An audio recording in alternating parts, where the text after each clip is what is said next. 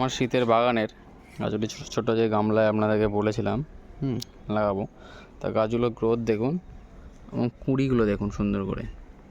গাছটির সামান্য পরিমাণ মাটির প্রয়োজন হয়েছে, তে বেশি কিছু নেই, একটু ডিএপি দেওয়া আছে, খোল জল, এইটুকুতে গাছ ভর্তি কুঁড়িতে। এটা করে আমরা দেখাচ্ছি।